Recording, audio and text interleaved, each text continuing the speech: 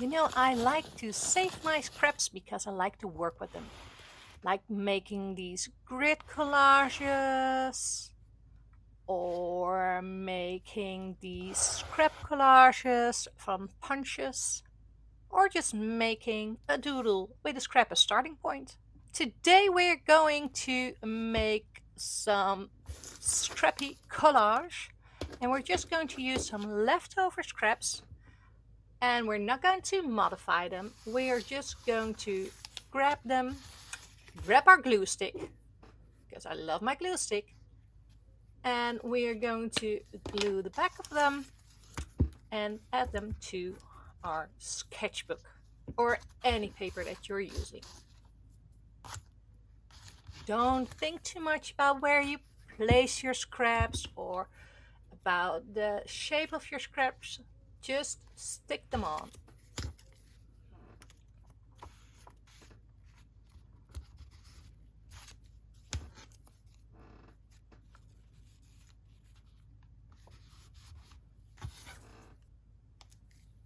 And now you have your page covered up.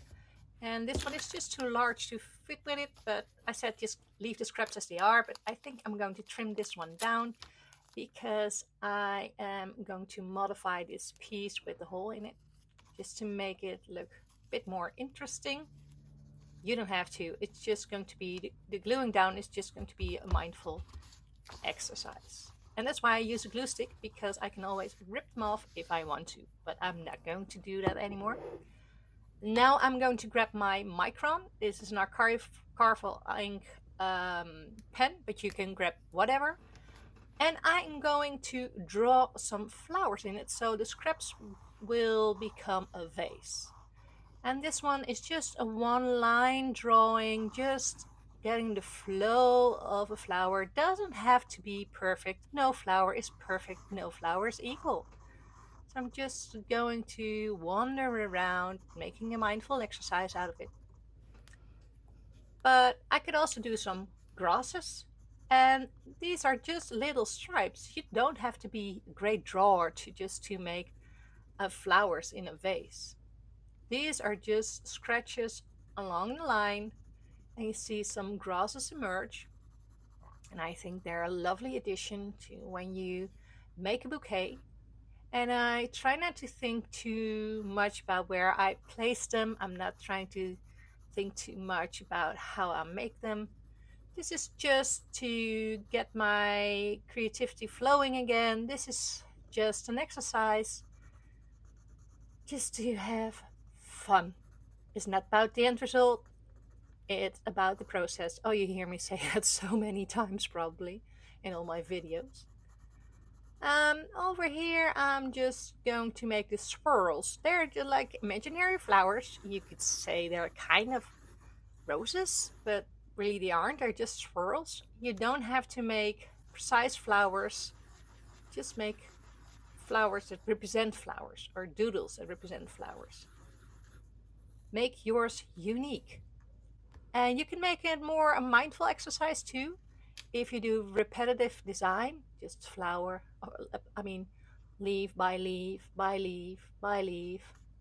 Just simple repetitive makes the whole exercise really mindful.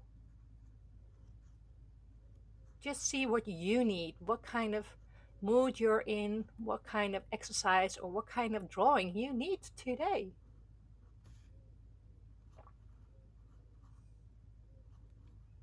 Or you could just draw flowers that you learn in school. Nothing fancy. You can always make them more fancy with adding some details. Just some circles. Draw in a design. And you see, I'm not making a perfect round. I'm not spacing them equally. I'm just playing around. Let's make a tulip. I'm from Holland and the Dutchies love their tulips. And let's add some leaves to our stems. And then our vases are filled. But to give it more of a perspective, I like to add like a line.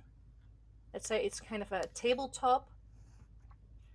So there, it's more balanced out as one composition instead of all those loose details. And you can stop when you're finished, when you think like, yeah, this is it. These are my petals or my flowers. But you could also add some details, for example, with your fine liner.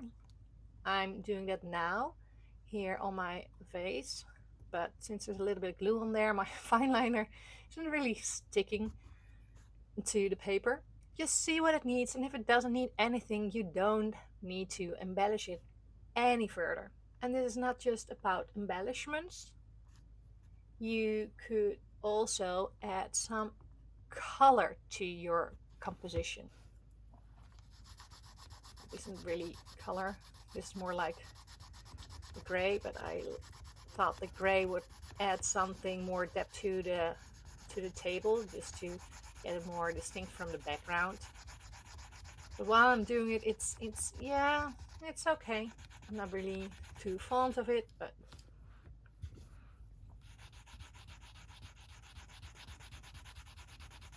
again, it's about the process, not the end result. It's about the play and having fun. When you experiment, you know what works and what doesn't work. So when you go and make some larger artworks, different artworks, you know, this is something I'm going to keep, or this is something I'm definitely not going to do anymore. Well, since I'm not liking it, I'm adding some paint. But the pencil that I used was a graphite tint pencil. That's some kind of a watercolor pencil. It's water soluble, so it mixes a bit with the paint.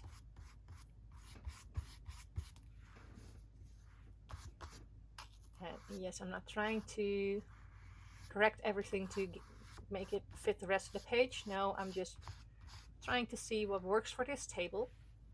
And talking about correcting things, if I think my vases aren't that nice, I can also correct my vases, and I can even give a different shape to my vases if I want to.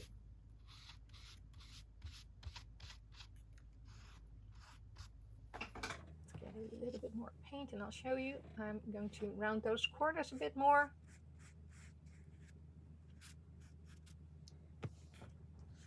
And I think I'm going to make this one shorter. So now it's time to think about, well, not really about composition, because most of the composition is done, but about editing things, about what works, what doesn't work, and still don't take this too seriously. Just have fun and play. I'm adding my first colors to my flowers and stems and petals, and you know, I'm not doing it like nature probably would do it. I'm just choosing the colors that I feel like using.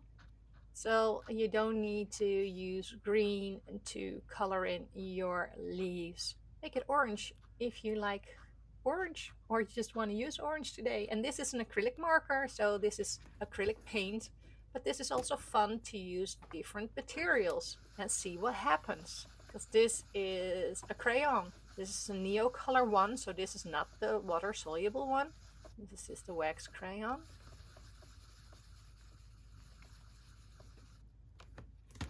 But you can still blend them if you use or combine different colors. I thought it would look more like a rose. It actually didn't. But hey, these I tried. And this is some Kuretake watercolor. It adds lovely color. It's really vibrant. And you see me filling in the petals of the flowers, but I'm not doing this too precise. I'm not staying within the lines. You could if you want to, but I think it gives more of a personality and movement to your artwork. And while the paint is still wet, I'm painting the center so it will actually flow and mix. And because that's what you usually see with flowers. The center of a flower hardly ever is really rounded or precise. And here you have like a flower in front and a flower in the back. You could like modify your watercolor. just with a different kind of tone, so you see it more grayish or more dark at the back and more vibrant in front. But I decided just to use the same colors.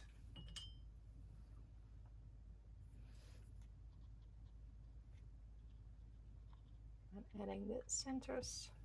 And you see, by using different kind of medium, you actually change the personality or the style of each vase, and doesn't necessarily make it as a whole. Probably the theme does, but yeah, it's really fun just to try and see what happens. You know, this is a magic pencil by Kohinoor, and it changes color. Not only when you start drawing it on one place, but if you turn the pencil, you get a different color and you never know what you're going to get. And I love these surprises because 9 out of 10 times you get happy accidents. And see, all this is done by just the same pencil.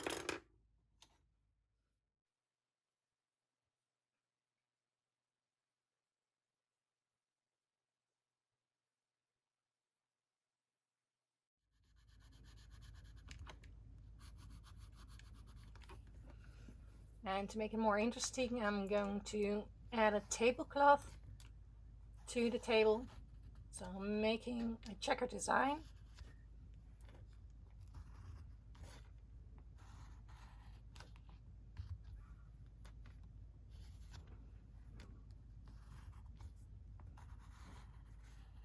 This is to make it more playful, and it makes it easier just to go over where you shorten the vase.